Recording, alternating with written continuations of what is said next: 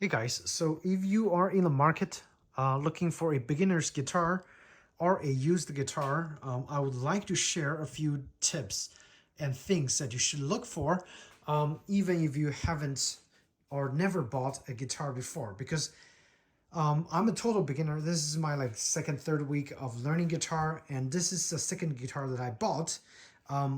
It's a bargain. I paid $70 for it, and this is a Mitchell MO100S, solid spruce top acoustic guitar. Okay, but I don't think it's a good investment because there are a couple of things you really need to consider as a beginner. Okay, first thing first is your hand size. Now, before you go out and try to find a random guitar to learn on, if you have a smaller hand like me, my hand is very small. I have a very thin wrist, and I wear a size small to medium size gloves. Some of the guitars with their larger and longer fretboard and wider fretboard is really not designed for smaller hands. Okay, for me, it's very hard to learn the chords on this Mitchell MO100S. So that's one thing to consider. It's better you go to a guitar shop, talk with the salesperson that knows about guitar, knows about those specs, and knows which proper size of the fretboard is well suited for your hand size. Before you jump into Facebook Marketplace and try to find a guitar, this one had a very wide nut width, which is right here, 1 3/4 inch, so 1.75 inch nut width. It's pretty wide, and a very long fretboard length. This length from the nut all the way to the bridge is 25.5 inches. So that means each of those sections are wider, spaced out. If you have a larger hands, no problem. If you have longer fingers, it's very easy to reach those chords with your finger on a wider fretboard. But for me, again, I have smaller hands, shorter distance between how far my finger can stretch out. So this guitar is not designed for me. Okay, I got it at a bargain, but I can barely use it.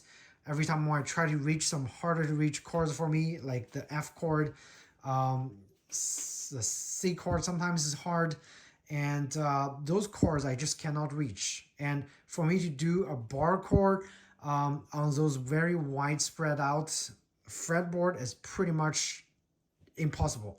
And I know I'm a beginner, so too early to talk about bar chords and stuff. I tried it on this guitar, it's impossible. On my other guitar, which is much smaller scale, it's a Taylor Mini GS. On that one, I was actually able to do a quasi bar chord kind of a shape and try to play some tunes without it sounding dead. Okay, so that's actually quite important. You need to find this right size guitar for you. And I'm not talking about the size of the actual body. Okay, that affects the sound a little bit. But I think for a beginner, like for myself, sound is not the most important thing. The size, the right size, is absolutely the most important for you to start learning on. So you have a enjoyable experience, okay? It's my third week. I'm glad I bought two different sizes of guitar with different size of fretboard. Now I know exactly what size of guitar I should look for if I need to upgrade my Taylor Mini GS, which I don't foresee in any foreseeable future. Okay, so that's one thing. If you're buying a used guitar as a beginner and you go out and you look for a guitar, make sure you know the size and the specs of the guitar you're looking for. Now, the next section I want to talk about used guitar buying tips. Now, both of my guitars I bought used. I'm not showing you the Taylor Mini GS because it's pretty much in mint condition and I paid quite a lot of money for it. But this one, it's used. It's very affordable, so should you buy a affordable, very cheap guitar? Now, there are a couple of things you need to look at. First thing first, don't worry about solid spruce top, whatever. Worry about the size of the fretboard. And the second thing, you need to worry about the wear and tear of the frets. Okay, very, very important. Some guitars, even though they're nice, they have a solid spruce top and they've been very well used, you might want to avoid that guitar. Why? Because I'm gonna zoom in to show you guys. this cheap guitar that I bought, the fret is actually pretty worn out. Let me see if I can zoom in. So you see here on this string, it's pretty worn out. It's like very badly worn. So they must have used this string quite a lot, okay? And this one, like the smaller, the high E string, and I don't know what this, yeah, I don't know the name. Again, I'm pretty new, but even if you're new, you go look for a guitar, you look at the wear on the guitar, especially on those higher notes strings.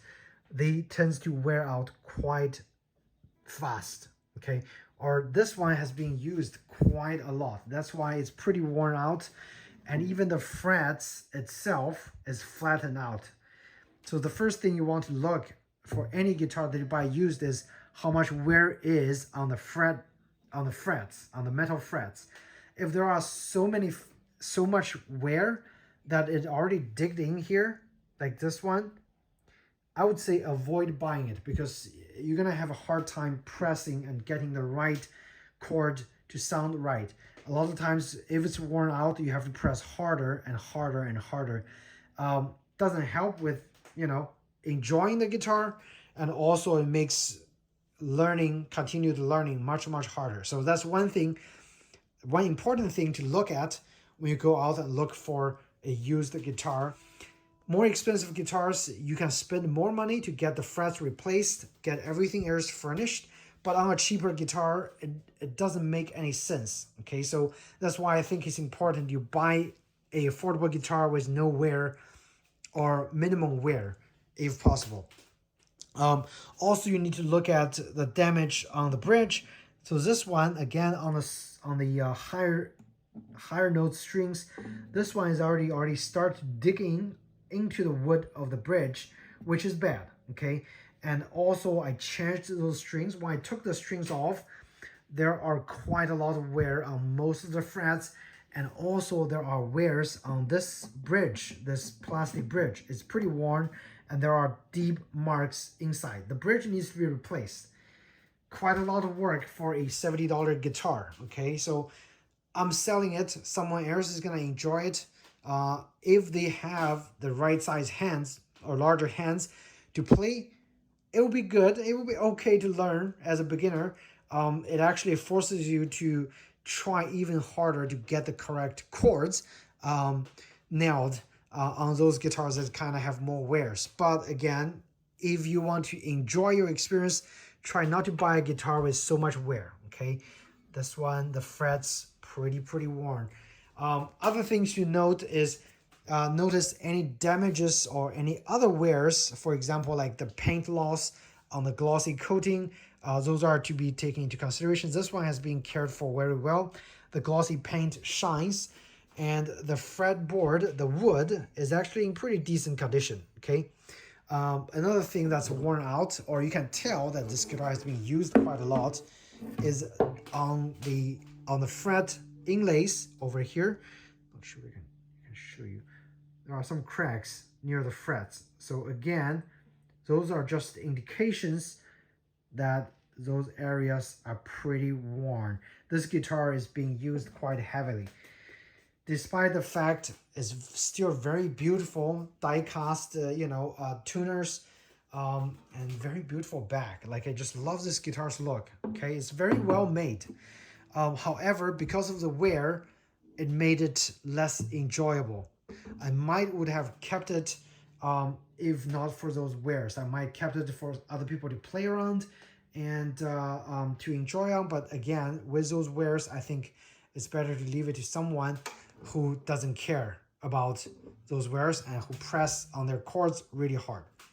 So those are my most important tips for you guys, okay? If you go buy a used guitar, definitely take a look. Make a very nice inspection of all the edges. Sometimes it might not easy to see. Some edges might have chips, which indicates damage or, kind of some impact damage during either the moving process or storage process or whatever.